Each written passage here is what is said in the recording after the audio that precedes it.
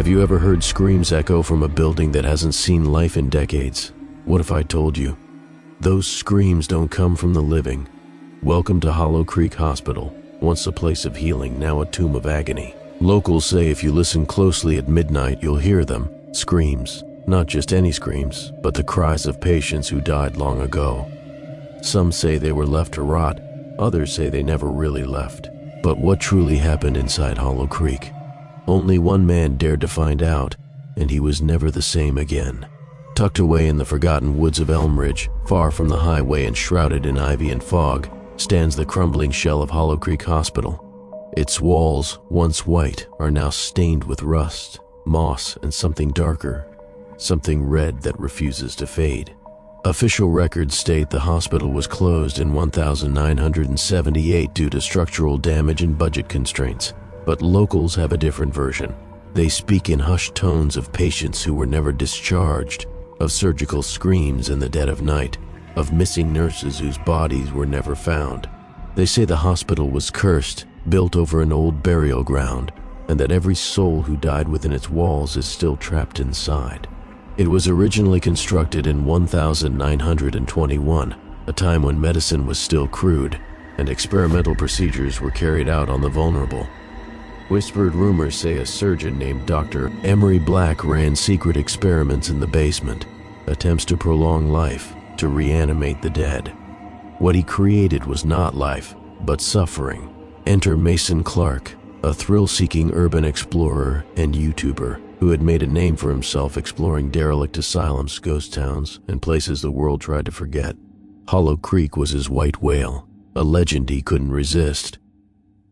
With 2 cameras, a flashlight, a drone, and a head full of skepticism, he stepped through the rusted gate one foggy October evening.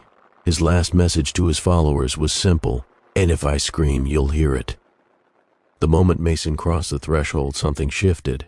The air grew colder, heavier. His flashlight flickered as if unsure whether to stay on. The entrance hall was littered with broken gurneys, old medical charts, and wheelchairs that seemed to move ever so slightly when not watched. He walked through the corridors, speaking to the camera with forced confidence, but viewers later noted that he kept glancing over his shoulder, as if someone was following him. In the old ICU, he found beds still made, IV bags frozen mid-drip, and heart monitors unplugged, yet beeping faintly. Then came the whisper, faint, almost imperceptible at first. "Help me." It wasn't coming from the speakers. It was right behind him. He spun around. No one. He laughed nervously, brushed it off as the wind, and kept going. But the whispers grew louder. "When they never let us leave." Came another voice, a woman's this time. "And he still cuts," whispered a third. The ore was worse. Bloody tools still sat in trays. A surgical light swung slowly above a table, though no wind blew. Mason's footage later showed something else, faint handprints forming on the foggy glass, as if someone inside was trying to escape. Then the screams began. Not one, not 2, dozens, male, female, childlike. Screams of agony and terror overlapping, echoing through the halls. Mason dropped his flashlight. His camera caught the moment he froze, eyes wide, mouth open. Something had grabbed his shoulder. He turned, and the camera fell. The feed cut to static. That was the last anyone saw of Mason Clark. Days later, a search party was sent in. They found his flashlight, his bag, both cameras, but no trace of Mason. Oddly, one camera had been placed gently on the nurse's station desk, and it was still recording. The footage? 8 hours of a dark hallway. And at exactly midnight, the screams. Those who watched it described hearing Mason's voice screaming from somewhere deep in the hospital. But it wasn't the voice of a man. It was distorted, broken, almost inhuman. Some say Mason's still in there, wandering the halls with the others. A permanent patient. Locals claim the screams have grown louder since his visit, more frequent. Some believe the hospital feeds on those who enter. Their fears, their souls. One brave soul once tried to burn it down. The flames consumed the first floor, but the next day the building stood untouched, as if nothing happened. Hollow Creek cannot die.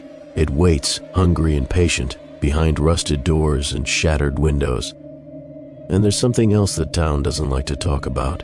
Every few years, someone disappears in the woods near the hospital. tourists, vagrants, thrill seekers. One family heard tapping on their camper door at night and found blood-stained hospital wristbands tied to their mirrors in the morning. The mayor denies the town's past, but he was once a nurse at Hollow Creek, and some say he's still marked by what he saw. So if you're ever near Elmridge and hear cries in the night, don't follow them, don't investigate, don't be curious. Curiosity built Hollow Creek. Curiosity fills its halls, and above all, never enter Hollow Creek, because once you do, you don't come out. Not whole, not human, not ever.